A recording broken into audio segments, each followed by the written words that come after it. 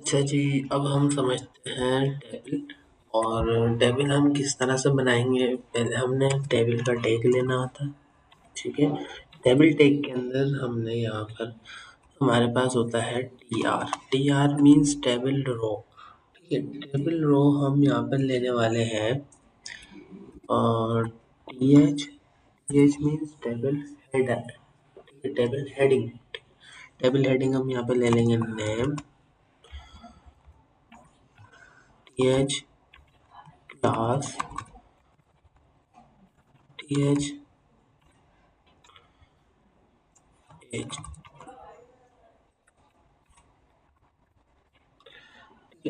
एक रो के अंदर हमारा क्या हुआ है, तीन हेडिंग क्रिएट हुई है। इसको हम देख भी लेते हैं। Control R। यहाँ पर हमारे पास तीनों एक लाइन में हेडिंग्स क्रिएट हुई है स्पेसिंग के साथ। ठीक है। अच्छा, अब हमारे पास आता है फिर टी आर टेबल रो के अंदर हमने करना होता है T D means table data. अब टेबल डेटा नेम क्या है, अली।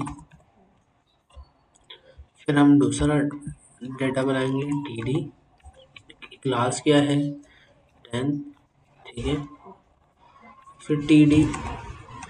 अब एज पूछ रहा है तो एज में दे देता हूँ 15। ठीक है। अब इसको रन करेंगे तो हमारे पास एक रिकॉर्ड क्रिएट हो चुका है। नेम के नीचे अली, क्लास के नीचे 10 और एज के नीचे 15। अब देखिए, एक हेडिंग के साथ साथ मैंने इसको प्रिंट करवाया। नेम था तो नेम पे लगा, फिर क्लास थी तो क्लास पे दूसरी, फिर तीसरी। तो इस तरह से मैंने डेटा क्रिएट किया। अब मुझे बार बार डेटा क्रिएट करना है नया, तो मैं यहाँ पर आऊँगा और इसको पेस्ट और इसको कर दूंगा सेंड। ठीक है। Control R। तो यहाँ पर आप देख सकते हैं कि दूसरा टेबल क्रिएट हो चुका है। अच्छा, ये तो हमारा हो गया टेबल जो कि बेसिक टेबल था। इसके अंदर कुछ भी नहीं था। अब हम समझते हैं कि प्रॉपर किस तरह से बनाया जाए। देखिए, प्रॉपर के लिए हमारे पास एक और आता है, कैप्शन।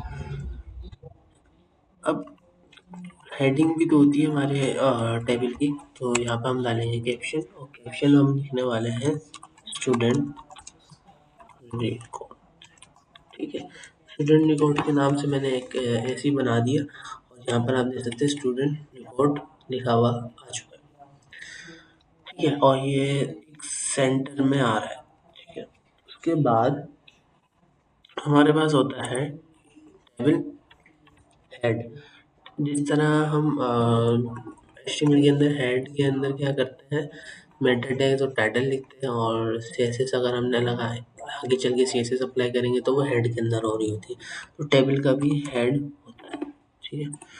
इसका क्लोजिंग जो है हमारा कहाँ पर हो रहा है, Ctrl+X Ctrl+V।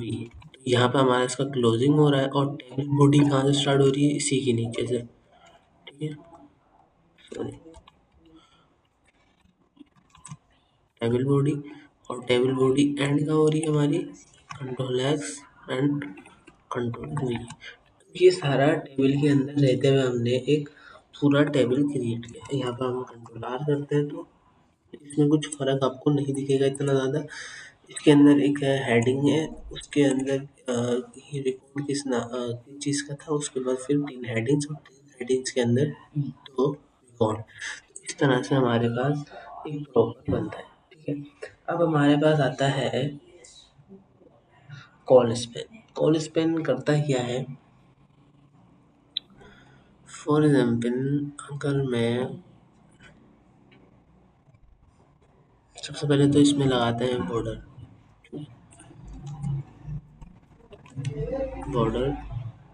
3 pixel, Ctrl+R। तो यहाँ पर आप देख सकते हैं कि हमारे पास बॉर्डर बना हुआ आ चुका है। ठीक है। अब क्या हुआ कि स्टूडेंट के अंदर नहीं आया क्योंकि उसको पता ही नहीं है कि ये इसके साथ है या नहीं। मैंने सही लगाया, टेबल के अंदर ही रहते हुए सही है। अब इसको, इसका स्पेसिंग किसी को पता ही नहीं, तो यहाँ पर हम लिखेंगे कॉल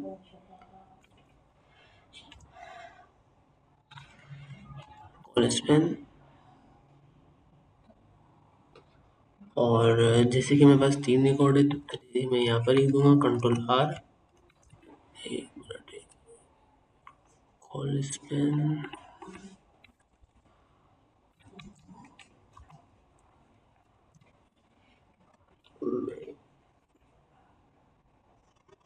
कैप्शन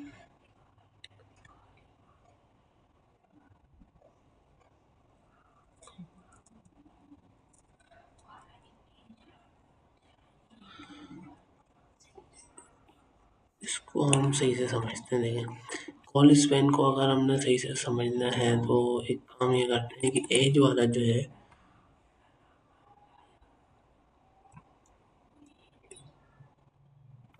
कट करते हैं यहाँ से, और इसको मैं दूंगा स्पेन कॉल स्पेन में इसको दे रहा हूँ 2 रो।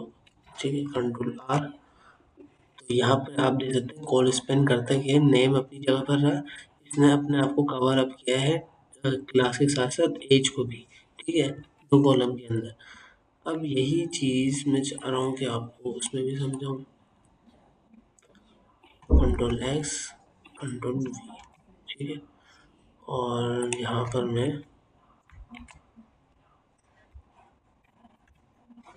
एज अपनी जगह पे, कंट्रोल R।